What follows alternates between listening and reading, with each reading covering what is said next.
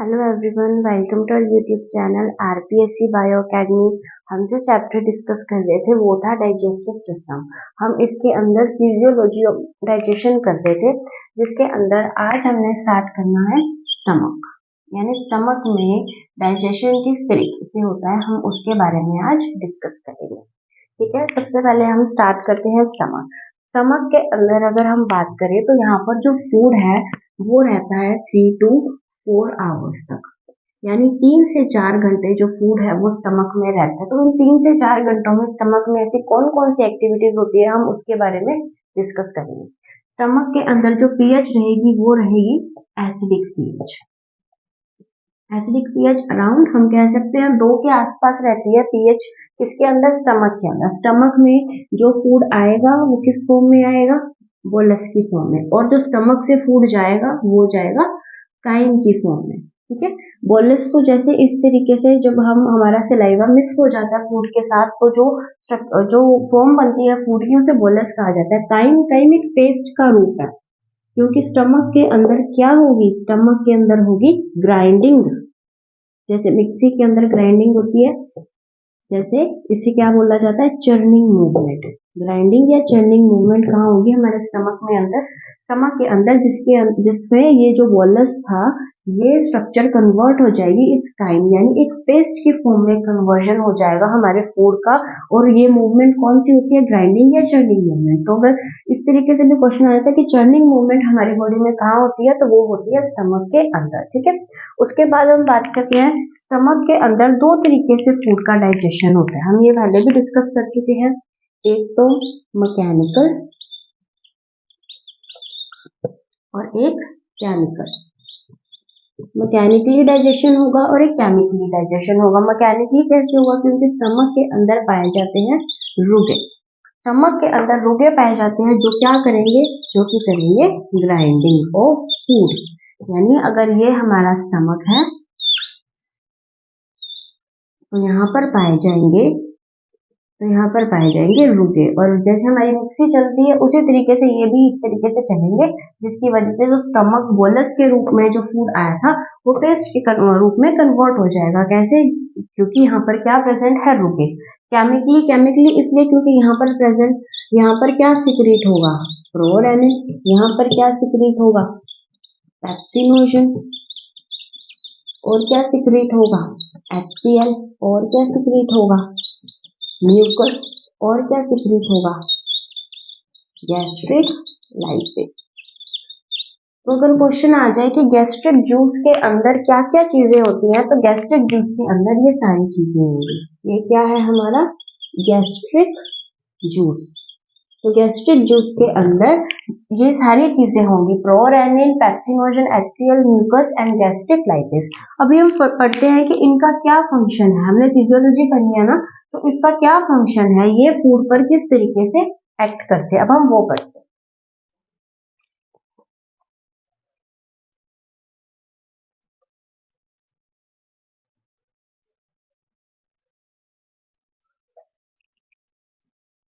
तो पहले अगर हम पढ़े HCl के बारे में, तो HCl का क्या काम है? HCl का काम है सबसे पहले एसिडिक मीडियम को प्रोवाइड करवाना। यानी कि एसिडिक मीडियम जरूरी है स्टमक के अंदर, और उस एसिडिक मीडियम को प्रोवाइड कौन करवा रहा है? HCl। Acidic medium around pH कितनी होगी?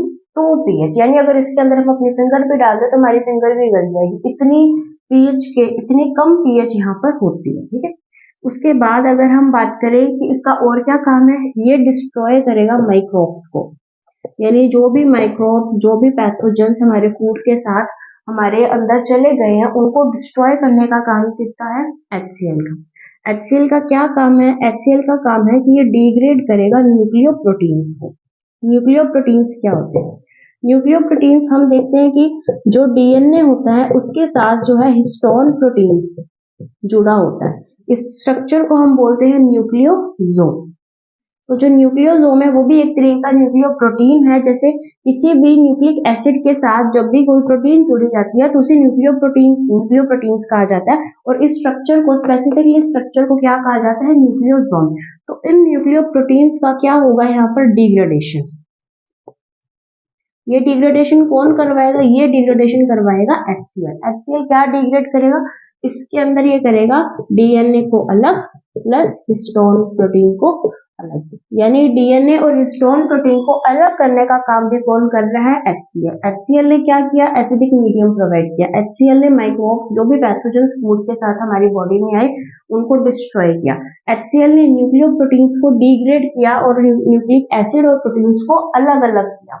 ठीक है, उसके अलावा HCl क्या करेगा? HCl करेगा जो हमारा प्रोरेनिन था,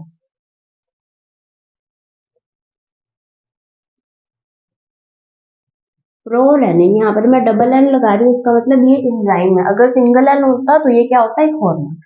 तो जो प्रोरेनिन है, प्रोरेनिन के ऊपर HCl वर्क करेगा और उसको कन्वर्ट कर देगा रेनिन एंजाइम के अंदर। ठीक है, ये था कौन सी फॉर्म? Inactive form. इस इनएक्टिव फॉर्म को इस एक्टिव फॉर्म में कन्वर्ट किसने किया? HCl ने। ठीक है, उसी तरीके से जो पेप्सिनोजन था,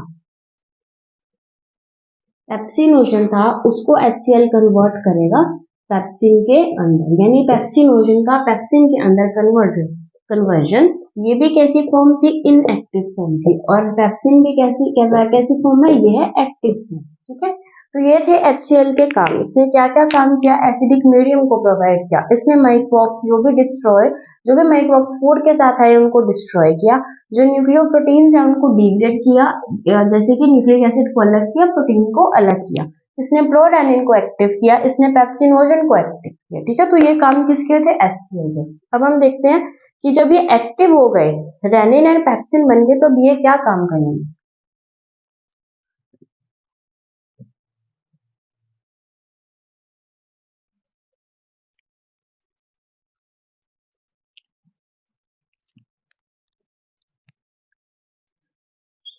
छोटे बच्चों की बॉडी के अंदर जो ये कैसीन प्रेजेंट है, उनके अंदर क्या है कि जो फूड है वो कैसीन की फॉर्म में, जो कि एक सोल्यूबल फॉर्म है।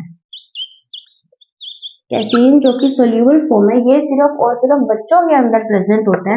इसके ऊपर रेनिन वर्क करेगा। रेनिन वर्क किसके ऊपर कर रहा है? रेनिन कर रहा है कैसीन के ऊपर वर्क। ये एक सोल्यूबल फॉर्म है, इसे कन्वर्ट किया जाएगा कैसिनोजन के अंदर। रेनिन ने क्या किया? कैसीन को कन्वर्ट किया कैसिनोजन के अंदर। ये एक इनसॉल्यूबल प्रोटीन है। ठीक है, तो रेनिन का क्या काम है? और ये वर्क किस में करेगा? चाइल्ड में, यानी बच्चों के अंदर ये काम करेगा। क्या काम करेगा? कि कैसीन प्रोटीन को कैसिनोजन प्रोटीन के अंदर कन्वर्ट करेगा। कौन? रेनिन। ठीक है, रेनिन का वर्क पढ़ लिया। अब हमने पढ़ना है पेप्सिन का वर्क। जो प्रोटीन है हमारी बॉडी में, एडल्ट्स में जो प्रोटीन है उसके ऊपर वर्क करेगा पेप्सिन। पेप्सिन ने वर्क किया प्रोटीन्स के ऊपर और इसको कन्वर्ट किया पेप्टोन्स प्लस प्रोटियोज के अंदर। पेप्टोन्स एंड प्रोटियोज के अंदर कन्वर्जन कर दिया किसका? प्रोटीन का। किसमें? एडल्ट्स में। ये काम किसने किया? ये काम किया पेप्सिन ने। ठीक है, तो हमने अभी जो रेनिन एक्टिव किया था उसका फंक्शन भी पढ़ लिया, हमने जो पेप्सिन एक्टिव किया था उसका फंक्शन भी पढ़ लिया। अब बहुत ही स्मॉल अमाउंट में यहाँ पर क्या प्रेजेंट होता है? यहाँ पर प्रेजेंट होता है gastric lipase. Gastric lipase work किस पे करेगा? लिपिड के ऊपर। गैस्ट्रिक लाइपेज ने वर्क किया लिपिड के ऊपर। इस लिपिड को इसने कन्वर्ट कर दिया फैटी एसिड एंड ग्लिसरॉल के अंदर। ये बहुत ही स्मॉल अमाउंट के अंदर प्रेजेंट होता है। अगर हम बात करें कि फैट का जो डाइजेशन है, जो पूरा का पूरा मेटाबॉलिज्म है जो फैट का होता है, वो इंटेस्टाइनल जूस में, पैनक्रियाटिक जूस के अंदर होता है, ना कि यहाँ पर गैस्ट्रिक जूस के अंदर होता है। लेकिन बहुत ही स्मॉल अमाउंट के अंदर गैस्ट्रिक लाइपेज रिलीज होता है, तो स्मॉल अमाउंट में भी ये चीज हो जाती है। ठीक है, तो यहाँ पर था जो रेनिन का काम देखा हमने, पेप्सिन का काम देखा, गैस्ट्रिक लाइपेज का देखा। ठीक है, ये काम थे। ये जो फिजियोलॉजी हो रही थी, ये हो रही थी हमारे स्टमक के अंदर।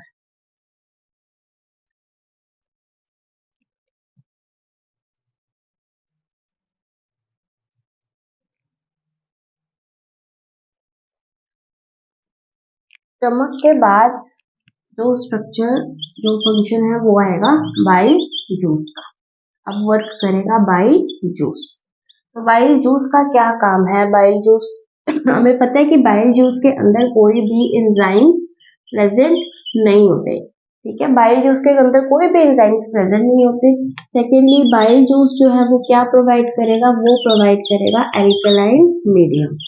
अभी तक फूड कौन से मीडियम में था, एसिडिक मीडियम में। अब फूड कौन से मीडियम में कन्वर्ट होगा, एल्कलाइन मीडियम में। और ये सिर्फ ह्यूमन के अंदर नहीं होता, ये काम सभी एनिमल्स के अंदर होता है कि फूड सबसे पहले एसिडिक मीडियम में होता है, उसके बाद कन्वर्ट होता है एल्कलाइन मीडियम में। और इसका क्या काम है, ये डिस्ट्रॉय करेगा माइक्रोब्स को। यानी जो काम HCl कर रहा था वही काम ये भी करेगा, ये डिस्ट्रॉय करेगा जो फॉरेन पैथोजेंस आ रहे हैं, फॉरेन पार्टिकल्स आ रहे हैं, जो माइक्रोब्स आ रहे हैं, उनको खत्म करने का काम कौन करेगा, बाइल जूस। उसके अलावा इसका जो परमानेंट वर्क है, जिसके बारे में हम डिस्कस भी कर चुके हैं, ये करेगा इमल्सिफिकेशन ऑफ फैट। फैट का पाइसीकरण, इमल्सिफाई करना। इमल्सिफिकेशन का मतलब क्या है कि अगर ये कोई फैट ड्रॉपलेट है, ये क्या है, एक फैट का पार्टिकल है, ये एक फैट का पार्टिकल है, तो इसका इमल्सिफिकेशन होगा। इमल्सिफिकेशन में क्या होगा कि इस फैट पार्टिकल को छोटे छोटे फैट ड्रॉपलेट्स के अंदर कन्वर्ट किया जाएगा। इसको तोड़ दिया किसके अंदर, फैट ड्रॉपलेट्स के अंदर। इसके बारे में हम डिस्कस भी कर चुके हैं कि अगर आप अपने हाथ पर एक तेल की बूंद को लेकर अगर आप हैंड वॉश से साफ करोगे तो आप देखोगे, अगर ध्यान से उसको देखोगे तो वो पूरी के पूरी फैट ड्रॉपलेट छोटे छोटे ड्रॉपलेट्स के अंदर हमारे सोप के अंदर दिखेंगी हमें। तो उस फैट को फैट ड्रॉपलेट्स के अंदर कन्वर्ट करना क्या कहलाता है, इमल्सिफिकेशन। इस इमल्सिफिकेशन को कौन करवाता है, बाइल जूस। अब इन फैट ड्रॉपलेट्स के अंदर ये जो कन्वर्ट हुआ है, इसे बोला जाता है मिसेल। इन फैट ड्रॉपलेट्स को क्या कहा जाता है, मिसेल। अब इन फैट ड्रॉपलेट्स को कन्वर्ट किया जाएगा काइलोमाइक्रोन के अंदर।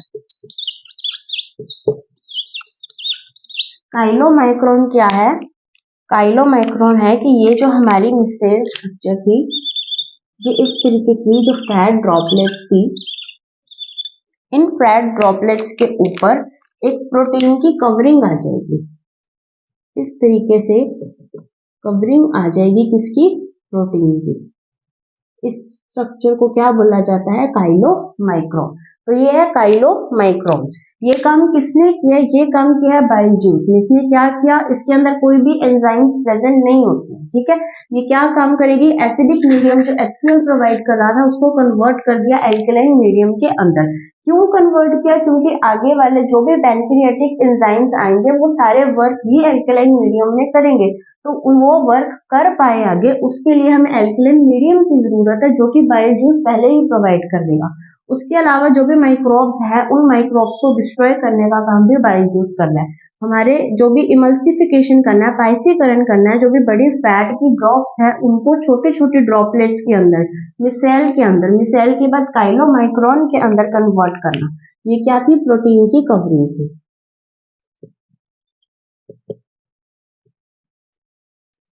इनके अंदर कन्वर्ट करना किसका काम था, बाइल जूस का। अब हम चलते हैं आगे पैनक्रियाटिक जूस की तरफ।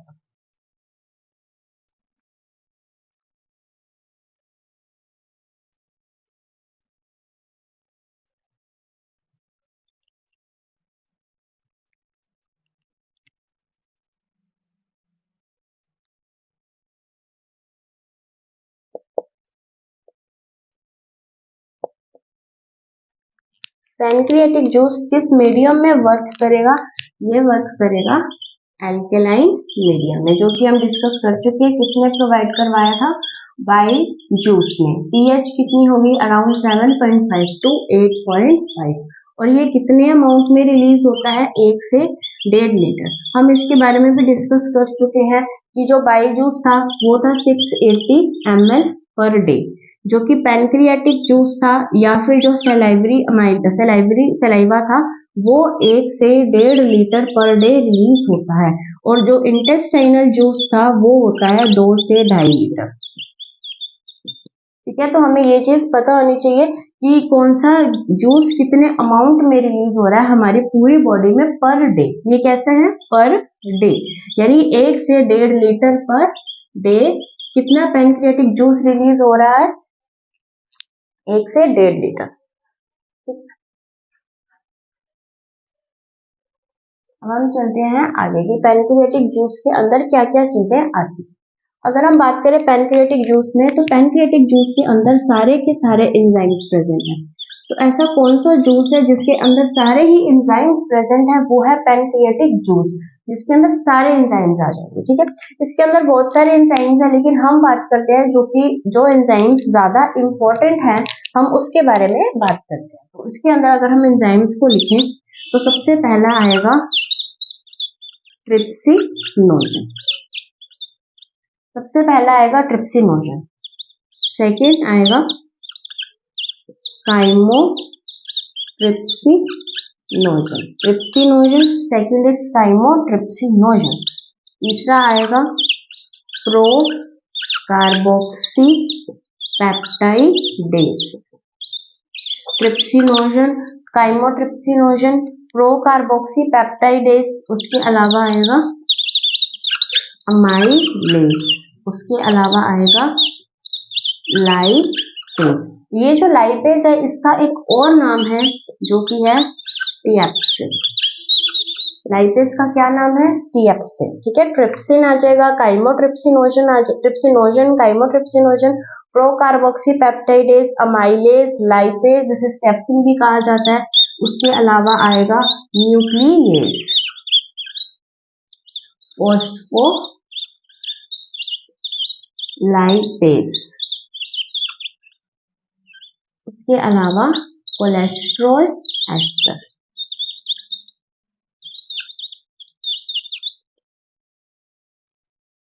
तो ये जो मेन एंजाइम्स है ये हमारे पैनक्रियाटिक जूस के अंदर प्रेजेंट होते हैं। ठीक है, इसके अंदर जो ये दोनों एंजाइम है इसका बहुत थोड़ा सा हम डिस्कस करेंगे, वो हम यही डिस्कस कर सकते हैं कि फोस्फोलाइपेज का क्या काम है। ये करेगा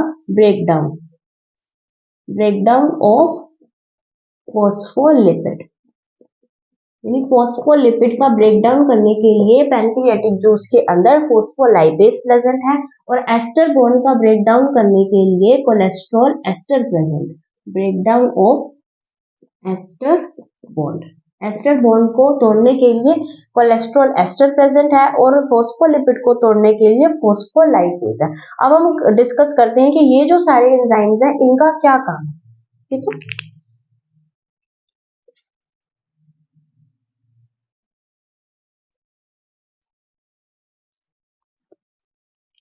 सबसे पहले हम बात करते हैं ट्रिप्सिनोजन की।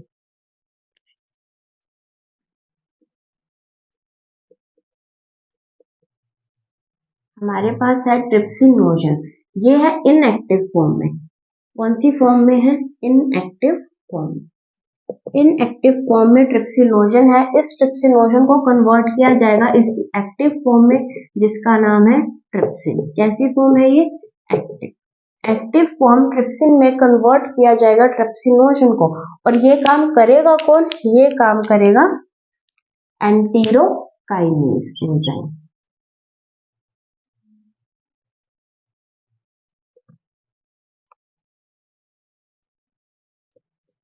एंटीरोकाइनेज एंजाइम, या इसे बोला जाता है एंटीरोपेप्टाइडेज एंजाइम।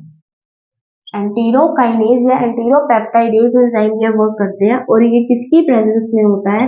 कैल्शियम आयन की प्रेजेंस में। क्या काम होगा? ट्रिप्सिनोजन इनएक्टिव फॉर्म को ट्रिप्सिन एक्टिव फॉर्म के अंदर कन्वर्ट किया जाएगा, किसके द्वारा? Enterokinase and enteropeptidase and calcium ion की प्रेजेंस में। ये जो एंटीरोकाइनेज है ये आया कहां से? ये आया है इंटेस्टाइनल म्यूकोसा से। इंटेस्टाइनल म्यूकोसा से क्या रिलीज हुआ है? एंटीरोकाइनेज। इसने क्या काम किया? ट्रिप्सिनोजन को कन्वर्ट कर दिया ट्रिप्सिन के अंदर। अब ये जो ट्रिप्सिन है ये करेगा आगे वाले काम। कौन से? जैसे कि काइमोट्रिप्सिनोजन। काइमोट्रिप्सिनोजन ये भी कैसी फॉर्म है? इनएक्टिव फॉर्म है। इस काइमोट्रिप्सिनोजन को कन्वर्ट करेगा काइमोट्रिप्सिन के अंदर। ये कैसी फॉर्म आ जाएगी? Active form. काइमोट्रिप्सिनोजन को काइमोट्रिप्सिन के अंदर कन्वर्ट करेगा कौन? करेगा ट्रिप्सिन। ये जो ट्रिप्सिन एक्टिव हुआ था उसने क्या काम किया? काइमोट्रिप्सिनोजन को कन्वर्ट कर दिया काइमोट्रिप्सिन के अंदर। उसी तरीके से ये क्या काम करेगा? Pro carboxy peptidase pro carboxy peptidase को कन्वर्ट करेगा कार्बोक्सी पेप्टाइडेज के अंदर। प्रो कार्बोक्सी पेप्टाइडेज को कार्बोक्सी पेप्टाइडेज के अंदर कन्वर्ट करेगा और ये काम भी कौन करेगा? ट्रिप्सिन। ठीक है, तो अभी तक हमने जो काम पढ़े हैं वो यही पढ़े हैं कि जो ट्रिप्सिनोजन इनएक्टिव फॉर्म में पैनक्रियास से रिलीज हुआ था उसको ट्रिप्सिन एक्टिव फॉर्म में कन्वर्ट किया एंटीरोकाइनेज ने, जो कि इंटेस्टाइनल म्यूकोसा से रिलीज हुआ। इस ट्रिप्सिन ने क्या किया? काइमोट्रिप्सिनोजन जो कि इनएक्टिव फॉर्म में था इसको कन्वर्ट कर दिया काइमोट्रिप्सिन के अंदर। उसके अलावा इसने प्रो कार्बोक्सी पेप्टाइडेज जो कि इनएक्टिव फॉर्म में था कन्वर्ट कर दिया एक्टिव फॉर्म में कार्बोक्सी पेप्टाइडेज। अब हम पढ़ते हैं कि ये जो हमने एक्टिव फॉर्म्स बनाई है तीनों की, trypsin, chymotrypsin and pro carboxy peptidase, ये तीनों एक्टिव फॉर्म आखिर करेंगी क्या? अब हम ये पढ़ते हैं।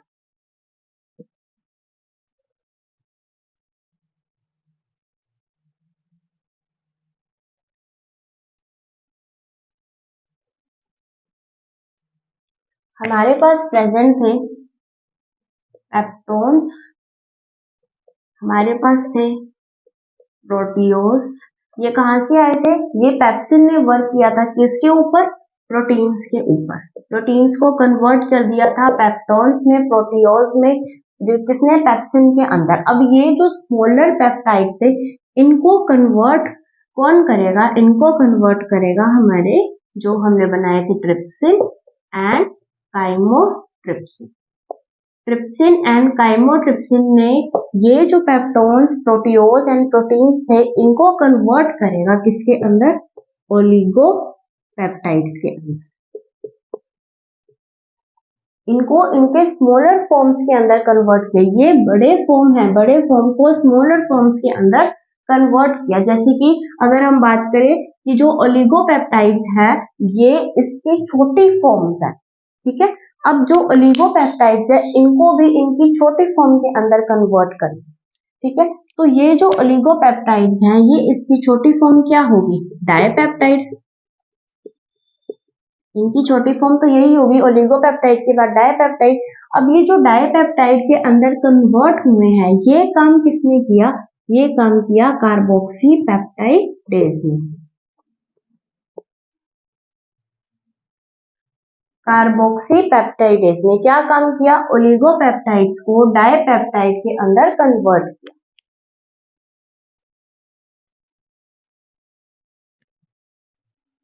ठीक है, तो इन ये डायपेप्टाइड के अंदर अब हो गए कन्वर्ट। इसके बाद की रिएक्शन भी हम पढ़ लेते हैं। वैसे तो इसके बाद की रिएक्शन इंटेस्टाइन में आएगी, लेकिन हम एक बार इसके आगे पढ़ लेते हैं, हमारे लिए इजी हो जाएगा लर्न करना कि अब ये जो डायपेप्टाइड है ये कन्वर्ट हो जाएंगे अपने फाइनल प्रोडक्ट अमीनो एसिड्स के अंदर। आखिर प्रोटीन्स किसके बने होते हैं? अमीनो एसिड्स के तो बने होते हैं। तो अब हमने प्रोटीन्स को प्रॉपर अमीनो एसिड्स के अंदर कन्वर्ट करना है। पहले तो ट्रिप्सिन एंड काइमोट्रिप्सिन ने वर्क किया जो हमने एक्टिव किए थे, फिर कार्बोक्सी पेप्टाइडेज ने इसको और तोड़ दिया। अब डायपेप्टाइड को अमीनो एसिड के अंदर कन्वर्ट करना है, तो ये काम जो करेगा ये काम करेगा इरेप्सिन एंजाइम, या इसको बोला जाता है डाइपेप्टाइडेज एंजाइम। और ये एंजाइम जो है ये एंजाइम हमारे पैनक्रियाटिक जूस के अंदर नहीं प्रेजेंट होता। तो ये एंजाइम कहाँ प्रेजेंट है? ये एंजाइम प्रेजेंट है हमारे इंटेस्टाइनल जूस के अंदर। ये एंजाइम इंटेस्टाइनल जूस से है, यानी कि इस एंजाइम को हमने यहाँ नहीं लिखा क्योंकि ये पैनक्रियाटिक जूस में नहीं है। ये इसके बाद की रिएक्शन है जो कि हम इंटेस्टाइनल जूस पढ़ेंगे, तो हम इसके अंदर ये रिएक्शन को वापस से डिस्कस करेंगे। लेकिन यहाँ पर इस चीज को लर्न करना थोड़ा इजी है, इसलिए यहाँ पर भी आपको एक बार बता दिया गया कि यहाँ पर डायपेप्टाइड जो है वो इरिप्सिन या डायपेप्टाइडेज की प्रेजेंस में कन्वर्ट हो जाएगा अमीनो एसिड्स के अंदर। अब हमने जो प्रोटीन्स थे उनको तो कन्वर्ट कर दिया, हमने इसका फंक्शन भी पढ़ लिया, हमने इसका फंक्शन भी पढ़ लिया, हमने इसका फंक्शन भी पढ़ लिया। अब हमारे पास ये तीन रह चुके हैं। अब हम इन तीनों का फंक्शन पढ़ते हैं, क्या है इनका फंक्शन।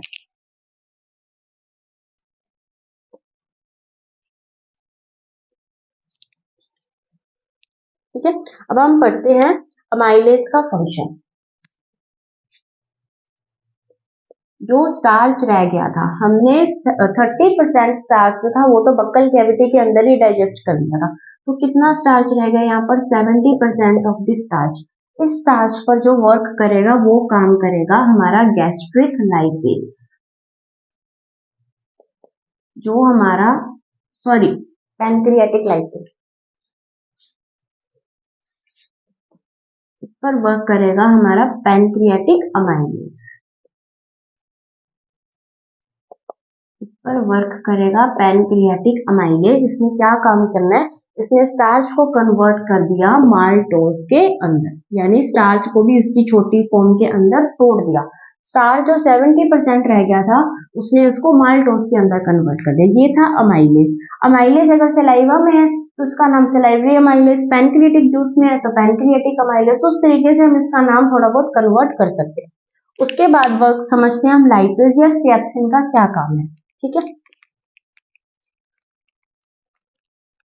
हमने डिस्कस किया था कि जो फैट थी, हमने देखा था कि बाइल जूस के अंदर क्या हुआ, इस फैट को कन्वर्ट किया था मिसेल के अंदर और उसके बाद इसको कन्वर्ट किया था काइलोमाइक्रोन के अंदर। काइलोमाइक्रोन हमने बनाई थी कि इस तरीके से फैट ड्रॉपलेट्स है और इनके ऊपर इस तरीके से प्रोटीन की कवरिंग है, तो ये हमने बनाए थे काइलोमाइक्रोन्स। ठीक है, अब काइलोमाइक्रोन्स के ऊपर जो है वो वर्क करेंगे ये हमारे पैनक्रियाटिक लाइपेज, या फिर इसे हमने क्या कहा था, स्टेप्सिन। अब इसके ऊपर वर्क करेंगे ये, किसके ऊपर, काइलोमाइक्रोन, किसके ऊपर, फैट के ऊपर। ये इनको कन्वर्ट करेंगे डाई एंड ट्राइग्लिसराइड्स के अंदर, डाई या फिर ट्राइग्लिसराइड्स के अंदर जो कन्वर्जन है किसका, काइलोमाइक्रोन का, यानी ये इससे छोटा है, ये इसको और तोड़ दिया, अब इसको और तोड़ दिया, तो क्या बना, डाई एंड ट्राइग्लिसराइड्स। इसके ऊपर किसने वर्क किया, इस लाइपेज या इस स्टेप्सिन एंजाइम ने। अब जो आगे वाला काम है वो फिर इंटेस्टाइन का, लेकिन हम यहाँ पर थोड़ा सा डिस्कस कर लेते हैं कि इसके ऊपर अब कौन काम करेगा, इंटेस्टाइनल लाइपेज। यहाँ पर जो लाइपेज था वो कौन सा था, पैनक्रियाटिक लाइपेज। पैनक्रियाटिक लाइपेज का ही दूसरा नाम है स्टेप्सिन। और इंटेस्टाइनल लाइपेज वर्क करेगा डाई एंड ट्राइग्लिसराइड्स के ऊपर और ये इसको कन्वर्ट कर देगा फैटी एसिड प्लस ग्लिसरॉल के अंदर, यानी फैट के फाइनल प्रोडक्ट्स क्या बने, फैटी एसिड एंड ग्लिसरॉल। और ये काम कहाँ से स्टार्ट हुआ, ये काम सबसे पहले बाइल जूस ने किया, फिर पैनक्रियाटिक लाइपेज ने किया, फिर इंटेस्टाइनल लाइपेज ने किया, यानी 3 अलग अलग जूसेस का वर्क होने के बाद फैट जो है वो अपने फाइनल प्रोडक्ट के अंदर पहुंचा। ठीक है, अब हमने लाइपेज एंड स्टेप्सिन का फंक्शन भी पढ़ लिया। अब हम बात करते हैं न्यूक्लियस के बारे में।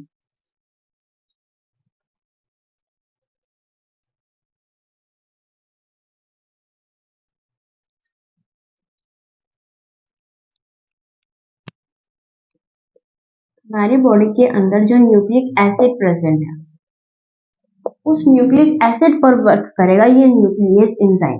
अब हमने न्यूक्लिक एसिड को तोड़ना है। ठीक है, सबसे पहले न्यूक्लिक एसिड को तोड़ा तो वो बना न्यूक्लियोटाइड। न्यूक्लिक एसिड किसके बने होते हैं, न्यूक्लियोटाइड्स के बने होते हैं। ठीक है, तो it is a polymer of nucleotide. और यहाँ पर वर्क किसने किया, न्यूक्लियस एंजाइम ने इस पर वर्क किया, इसने न्यूक्लिक एसिड को न्यूक्लियोटाइड के अंदर कन्वर्ट कर दिया। अब क्या काम है कि अब जो भी काम होगा वो सारा इंटेस्टाइन के अंदर होगा, लेकिन हम उसको यहाँ पर डिस्कस करते हैं। ठीक है, अब न्यूक्लियोटाइड जो है वो कन्वर्ट होगा न्यूक्लियोसाइड के अंदर, न्यूक्लियोटाइड कन्वर्ट होगा न्यूक्लियोसाइड के अंदर। न्यूक्लियोसाइड और न्यूक्लियोटाइड में क्या फर्क है कि न्यूक्लियोसाइड के साथ अगर हम फॉस्फेट ग्रुप को जोड़ दें, अगर हम फॉस्फेट ग्रुप को न्यूक्लियोसाइड के अंदर जोड़ दें तो वो क्या बन जाएगा, न्यूक्लियोटाइड। ठीक है, तो न्यूक्लियोटाइड को न्यूक्लियोसाइड और फॉस्फेट ग्रुप में किसने तोड़ा, न्यूक्लियोटाइडेज में। ये कहां से आ रहा है, ये आ रहा है इंटेस्टाइन से। ये पैनक्रियास का फंक्शन नहीं है, पैनक्रियाटिक जूस के अंदर ये नहीं प्रेजेंट। इसने न्यूक्लियोसाइड प्लस फॉस्फेट ग्रुप के अंदर न्यूक्लियोटाइड को तोड़ दिया। अब जो न्यूक्लियोसाइड है ये किसके अंदर कन्वर्ट होगा, ये कन्वर्ट होगा अपने फाइनल प्रोडक्ट के अंदर। सबसे पहले तो नाइट्रोजनस बेस।